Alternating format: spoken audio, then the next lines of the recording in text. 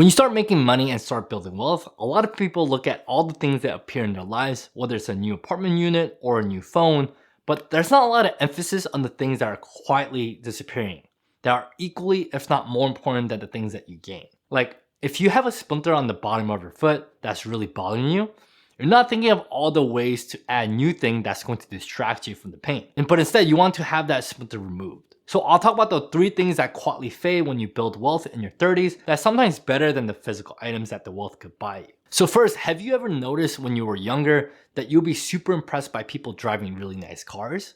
Like, I grew up in a town that had 2 very different groups of people. One that was very middle class, where families had mortgages and on decent sized homes with maybe 2 or 3 kids. They weren't poor by any means, but they also weren't ultra wealthy. And I would say that they were just in the middle of the pack. And then there were other families in town that had huge mansions that could easily fit 7 to 8 normal sized homes with a waterfront view where they would just park their boats. And some of them even had their basketball courts inside their house. I mean, that's the dream. But one thing that you realize in your 30s and as you get older is that all these material objects have a price to pay. Sometimes it's a big bill up front, but more often it's a monthly payment with interest. And suddenly all these things add up to a pretty hefty monthly cost that you just have to keep paying over and over again just to maintain that image. And once you start understanding the real cost of behind things, your desire to impress people with cars, watches, or clothes slowly start to fade. And not because those things aren't nice, but because you realize that the price just isn't worth it anymore. And once you slowly build some wealth and feel more secure, you don't need those external validations from other people. And people who may feel insecure feel like they're not really measuring up to others, so they have this gap to cover.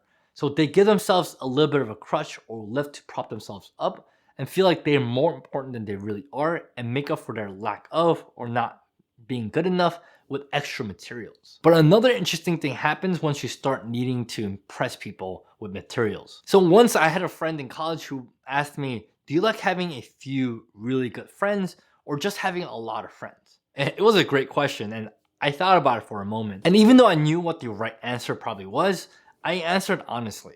And at the time, I liked having a lot of friends. And you see people all the time at school, in classes, or different events. So it's easy to build a large social circle. And you just have something going on all the time. And that's the perks of being in different groups of people to hang out with. And you just rarely run out of things to do. But as I'm in my 30s now, my life looks so much more different than I was when I was younger. And now I have work responsibilities and family responsibilities, and I have a 6-month-old daughter, and suddenly time becomes my most limited resource.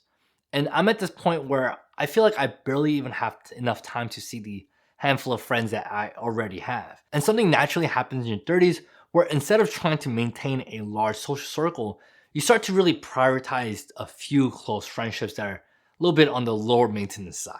Like friends who understand that everyone has their own lives and their responsibilities. And it's helpful to not have friends who just need that constant attention to stay connected. So over time, some of these higher maintenance friendships quietly disappear, but the ones that remain become much more meaningful. I really started to really appreciate the ones that do stick around and put in the effort and time to still hang out. But there's also another thing that quietly fades away when you start building wealth in your 30s. And it's something that used to affect your life every single day. So let me ask you a question. When you're younger, did you ever look around at the people around you at your age and wonder who got into a better school, who got the better job, who's making more money, or who bought a house first?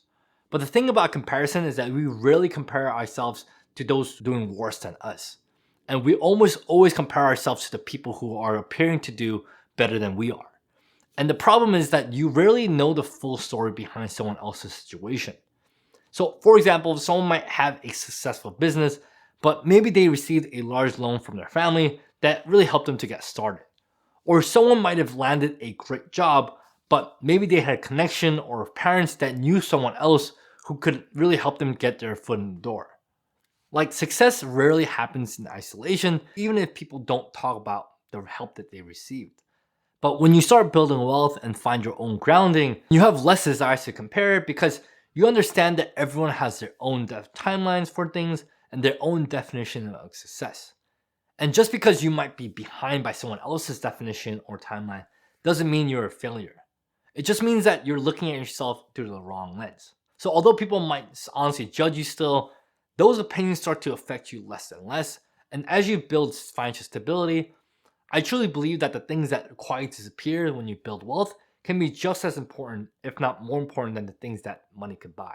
Because wealth isn't just about what you gain, sometimes it's about what you no longer need. And some of those things are just the outdated money myths that people still believe in. So make sure you watch this video next where I break down the 5 common myths that keep people broke for years.